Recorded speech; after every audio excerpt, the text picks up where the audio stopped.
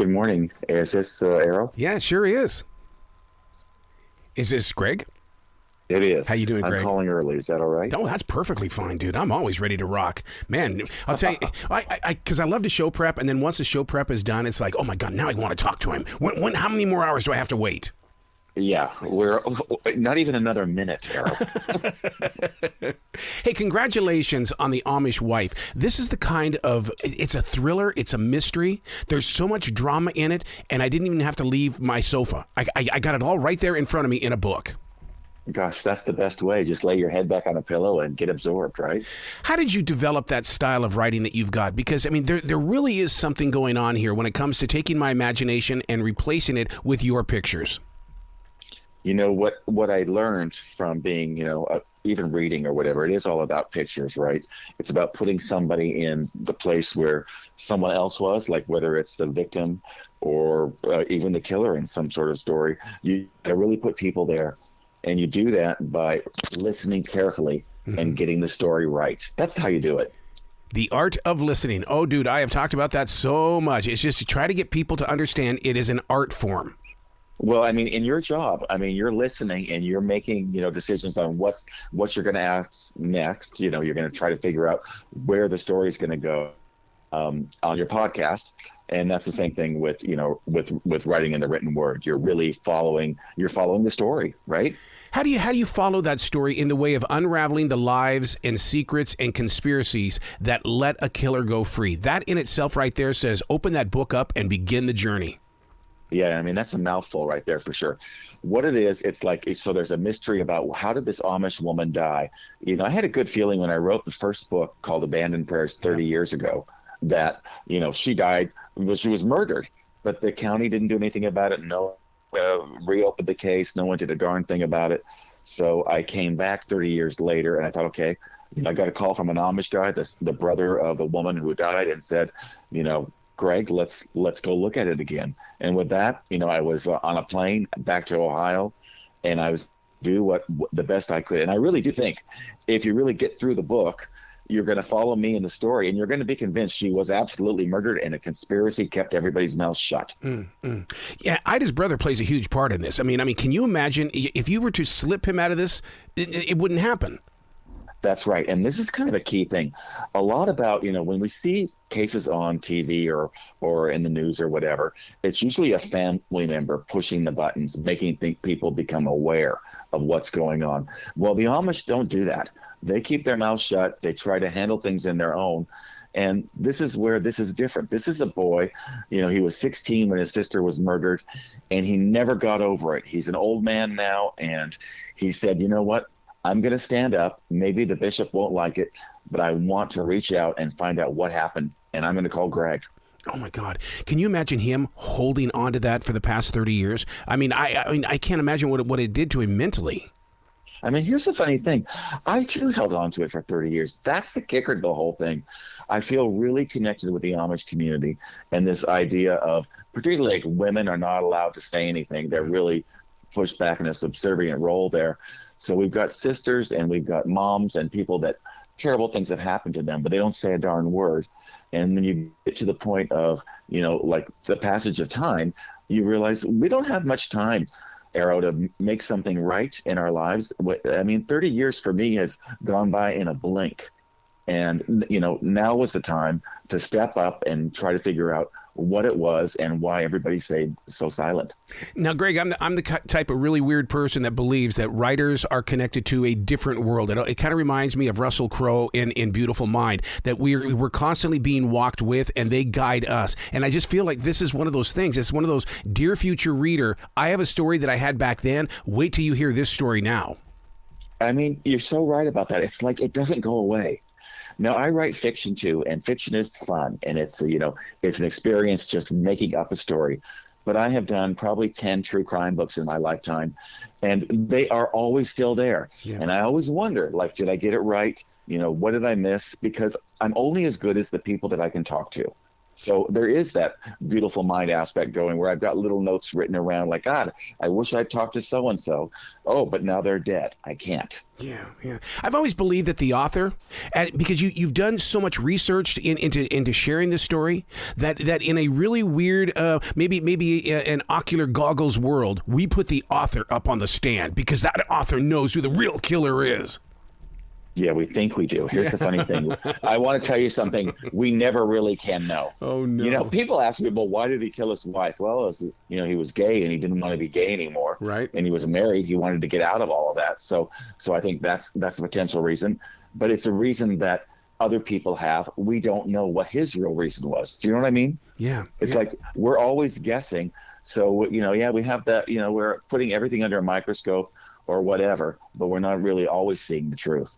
Sheriff Jim Frost makes an appearance in this storyline here. Man, it's like I read about him and it's like, oh my God, you paint a really cool picture, but at the same time, it's one that won't leave my image. Yeah, here's the thing about Sheriff Frost. I mean, he was revered as a great investigator, but he was a gay man in the 1970s. His marriage fell apart. He was living with a guy, and he happened to get involved with Eli Stutzman, who's the killer in the book. Mm-hmm. And once that happens, that's what causes the conspiracy. In the 70s, he's not going to come out and say what I know because that's going to ruin his life. And we've got, Eli Stutzman, who's the Amish guy who's involved with Sheriff Frost. He's not going to say anything either. So that's where really the conspiracy comes around. It comes around those secret worlds and one of them, the gay world, is no longer a big secret. Right. It's perfectly fine for people to get married now. And many of the people I interviewed in the book 30 years ago, they were hidden and in the closet or whatever. Now they're happily married. Some have children. So that's really a cool thing that's changed. And the Amish, they're still kind of closeted in their own way, cloistered.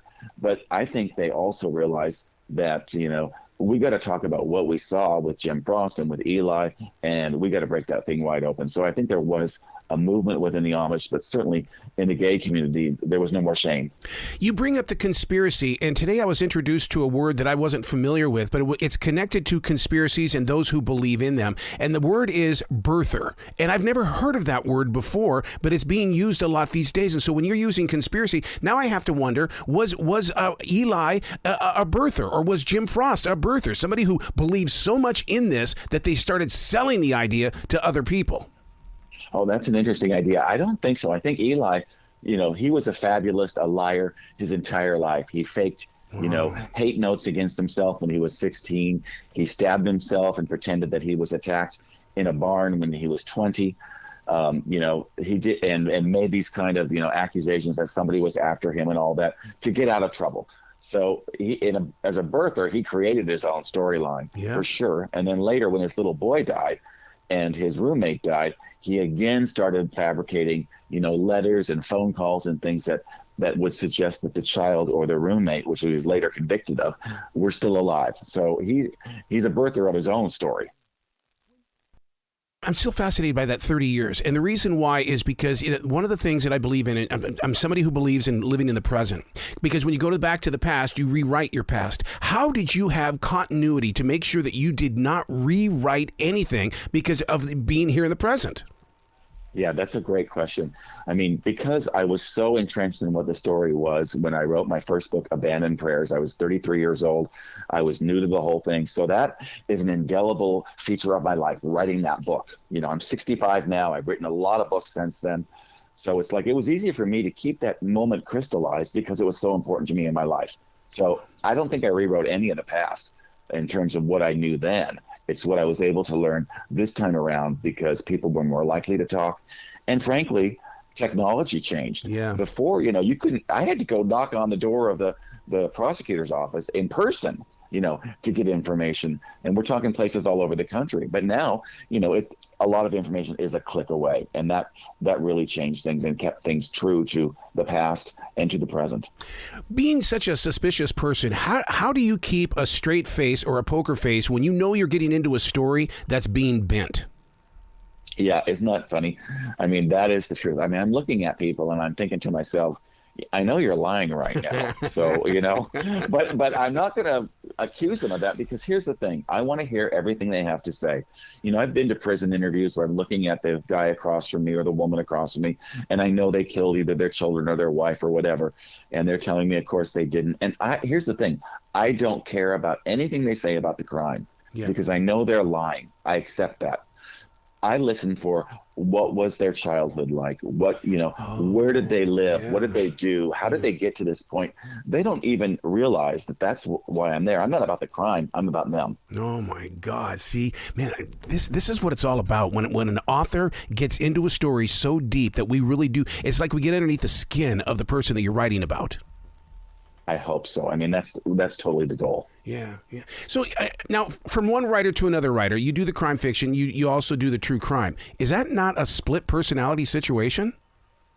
Well, I feel like all the fiction I do, I feel like I was in training for that, all these years, right? By meeting the families, the killers, the prosecutors, the cops. I mean, that was a natural switch, although, and a dramatic switch too, to go from, nonfiction to fiction.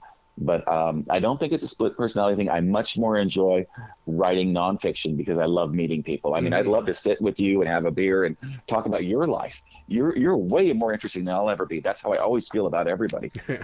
So I think that's kind of, that's who I am. As a writer, I'm an observer, a questioner, and people say, like, well, what about your own life? And I think, my own life, what is it? I'm here to, channel or transcribe your life. You know what I mean? I do know what you mean. And the reason why is because there was one time I had the opportunity to either interview Elton John or his road manager, and I went with the road manager. I thought he had better stories. Well, here's the thing with Elton. He's going to tell you the same thing he's told everybody. Over and over again. Yep. Yeah, you're not going to get it. But he'll charm you, and you'll be able to tell everyone I talked to Elton John. But the road manager, you're going to get stuff that you might not want to repeat, and it's the stuff that you. And this is what I do when I'm listening to somebody, and they're telling me something. I'm thinking, oh my God, that's in the book. That's what I think. That comment, wow, that's in the book. I'm not saying that to them, but I'm, with that road manager, you're thinking, okay, that's in my article, that's in my book, that's whatever, because that's a wow. Wow. Because you're so involved with true crime, how is it that you're not carrying a 24-hour microphone on you? Because, do you have to do the on the record, off the record thing? I do everything on the record. Okay. And here's the other thing. I do almost 100% of my interviews in person. I'm not one of those people that'll pick up the phone and interview, somebody about their tragedy in their life, right? And then type it all down or record it or whatever. I feel like face-to-face is the best, always has been. And even with the Amish, it's like I can't even, with them, I couldn't call ahead, obviously. I could send a letter, but by the time they would get back to me saying if they were in town or not or would see me, it was, it'd be another 10 or 15 days. So and that Amish piece is kind of interesting. I'd have to show up, knock on the door and say, hey, I'm here to talk about the worst thing that ever happened to you. Why was Ida's death looked upon as being a situation of natural causes?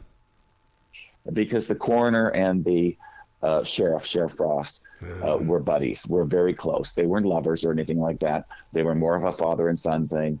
And Sheriff Frost really screwed it up because of his relationship with Eli. With Eli, yep. Yeah, so he covered it up and got the coroner to do the same. And later when I met the coroner, he did confess to me or admit to me that he think they might have made a mistake. But, they weren't going to fix it because it was too embarrassing. Native Americans call the person I'm going to describe here for you silent wolves. And you remind me so much of a silent wolf. In other words, you sit beneath the brush of a tree and you watch life and you take great notes and then you go, hey, I got a conversation I want to share with you. Do you look at yourself as being a silent wolf? I've never thought of it in that way, but I think that's a great way to look at it. I'm an observer. Yes. I'm not the participant. This is this first book where I put myself in the story. I have never done that before. And I try to be like the person outside, but because this was personal, and it was a journey, and it kind of teaches people about true crime writing, how it goes, how you go from one thing, some things are dud, the sidetracks, all of that. That's in the book. If you're a true crime fan, you're going to see the lone wolf doing his work. Yeah, man. I'll Or tell the you, silent wolf. it's got to be fascinating to walk in your shoes in the way that that you're sharing a story, and it's coming from darkness. But as a reader, I don't feel the darkness. I feel a story, a real, honest to God. It's like what Dolly Parton says: country music is nothing more than sharing stories. This is what Johnny did over there in his town, and it's now being shared in your town. I love that, and I love Dolly. Oh, so do I. Yes, he's the greatest, an American icon for sure. I think that's true. But I'm always mindful of I'm sharing someone else's story, and Errol, to me, that is the greatest honor that I could ever have. Wow. Is that you have trusted me to tell your story. I'm going to do it really the very best that I can. I may not be 100% right because it's going through my brain and then onto the keyboard. Do you know what I mean? Yeah. Like you can't, some things get lost in translation, but I endeavor to honor and respect all of the people that have come to me to say, Greg, I'll tell you, I've something I've never told anyone else before. Wow. Yeah, that's a moment. Yeah. So how come you're not podcasting? Because the way that you deliver your words, your strength in your vocal cords, you've got it. I'm just trying to figure out why you're not doing it. I tried. To be honest, I had a little development deal with a crime junkie, Ashley Flowers, and I did a podcast demo. And it was about one story, and I wanted to do a whole series on a story, and they weren't doing it at the time. But I might do it. I'm looking into it. My assistant Robin and I are considering it, and maybe we'll reach out to you and give us some tips. Absolutely, because I want to, because true crime podcasts are just the biggest thing, man. It's like what happens is that when you're driving in the car and you're listening to a true crime podcast, your mind is off the road, your mind is off the world, and you have brought your story to us, and once again, it's like what we said at the beginning. You draw pictures. Yeah. No, that's great. You're encouraging me, and I really appreciate that. Wow. Well, you've got to come back to this show anytime in the future, Mr. Gregg Olsen. Oh, my gosh. You know what? Of all the people I've ever talked to, you're the best. I'm not even shining you on here. Wow. You are fantastic at getting me to talk about things that I don't like to talk about so much, and things that I do, both of them. And I feel like what I don't like to talk about and what I do like, you made both the same really great. So thanks so much. Absolutely. You be brilliant, okay? Yeah. All right. You take care.